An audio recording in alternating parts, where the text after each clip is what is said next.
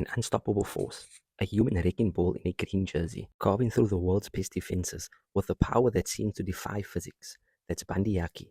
Everyone sees the champion, the icon, a man who carries the hope of a nation on his broad shoulders. But for every glorious collision, for every try scored in a packed stadium, there's a ghost, a whisper from the other side of the world, because the hard truth is, the All Blacks didn't want him.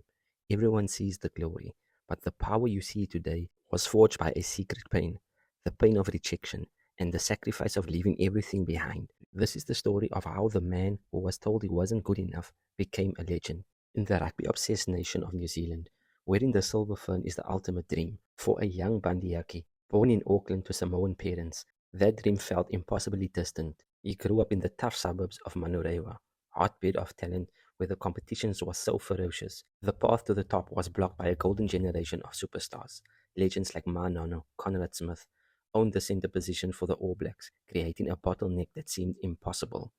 Even after breaking into the provincial rugby with Counties Monaco and winning a Super Rugby title with the Chiefs in 2013, the phone call he craved never came. New Zealand Rugby, while acknowledging his talent, didn't see him as part of their future. He was highly regarded, but ultimately he was let go. This wasn't just a professional setback, it was a deep, personal wound. The dream was dissolving. Worse, the pressure of real life was mounting. With a young family to support, Aki made a gut-wrenching decision to walk away from the sport he loved. In 2011, he took a year off from his professional career to work as a bank teller, swapping a rugby pitch for a teller's counter just to provide for his family.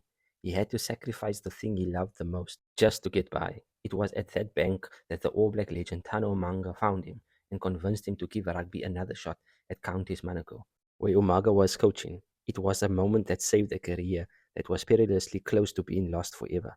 The pain of that period, the financial struggle, the rejection, the feeling of being overlooked in his own homeland became the fuel. It ignited a fire that would soon be felt across the globe. In April 2014, Aki made a choice that would redefine his life. He signed with Connacht, a professional team in the west of Ireland. To many in the rugby world, it was a curious move. Connacht was seen as the perennial underdog, the smallest of Ireland's 4 provinces, and a world away from the glamour of Super Rugby. But for Aki, it wasn't a step down.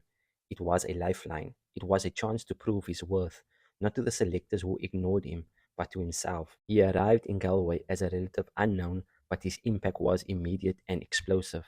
His style of play, a combination of raw power, ferocious defense, and an emotional intensity that bordered on spiritual, resonated instantly with the passionate fans of the west of Ireland. He wasn't just a player, he was a force of nature. His coach, Pat Lam, saw it right away. The 2015-2016 season became the stuff of legend.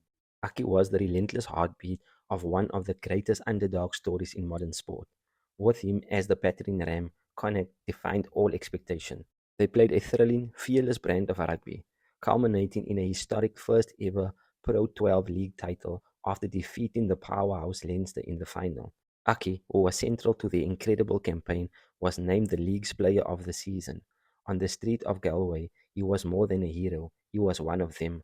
The man who had been rejected by his home nation had found a new one, and in leading them to an unimaginable glory, he had his first taste of true vindication. After completing his 3-year residency, the inevitable happened. Bundee Aki was called up to play for Ireland in November 2017. His debut, however, wasn't just a celebration, it was a lightning rod for criticism. The debate around project players, those who qualify on residency, was intense, and Aki was at the center. Some former players and pundits openly questioned his right to wear the green jersey. A New Zealand coach even commented, "They turned him into an Irishman. He looks like an Irishman, doesn't he?" The noise was impossible to ignore. Aki admitted that he saw the online comments and knew some people would never be happy with him representing Ireland. But instead of letting criticism break him, he used it. The pain of his new form of rejection just became more fuel for the fire. He answered his critics not with words, but with actions. On the pitch, he was a revelation. He became the physical enforcer in Ireland's midfield, a defensive hammer whose crushing tackles gave the team a hard edge it had been missing. He wasn't just a powerful runner. His skill set had matured, drawing comparison to the great Nono for his ability to combine brute force with subtle handling. He was a very key part of the squad that won the historic Grand Slam in the 2018 Six Nations. starting every single game. Later that year, the ultimate moment of poetic justice arrived. Ireland faced the All Blacks in Dublin. The team that hadn't wanted him was now the enemy. Aki played a starring role as Ireland secured their first ever home victory over New Zealand. The man from Auckland, wearing the green and gold of Ireland, had beaten the team of his birth. He had proven beyond all doubt where he belonged. He wasn't just playing for Ireland, he was Ireland, tough, resilient, and defiant. Bundee Aki's journey is a powerful reminder that rejection is often the catalyst for greatness.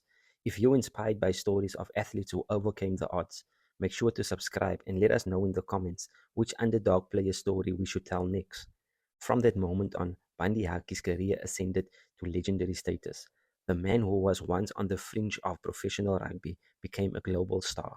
He was the cornerstone of the Irish team that won the Grand Slam in 2023, adding to his first from 2018, and he secured a third career Six Nations title in 2024.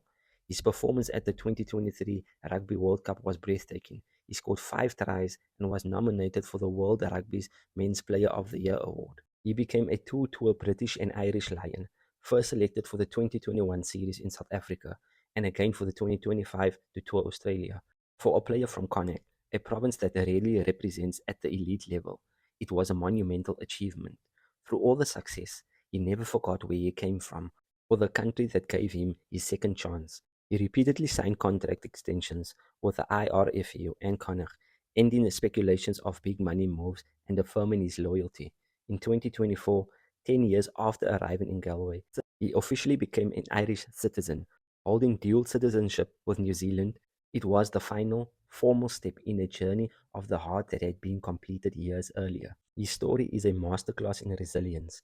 He is a living testament to the idea that our deepest wounds can forge our greatest strengths. The doubt he faced as a young man in New Zealand, the financial hardship that forced him into a bank, and the criticism he endured when pulling on the green jersey, all of it was channeled into the relentless, powerful force we see on the field today. From a bank teller in Auckland to a two-time Grand Slam winner and an Irish rugby immortal, Bundee Aki's journey is unlike any other. He is the one that got away from New Zealand. He remains a titan for both club and country, with a contract that will see him play in Ireland until at least 2026. Everyone sees the glory, the power, and the silverware, but few know the secret pain that forged it. The rejection from his homeland wasn't the end of his story, it was the beginning. It was the wound that created a warrior, the pain that forged a legend.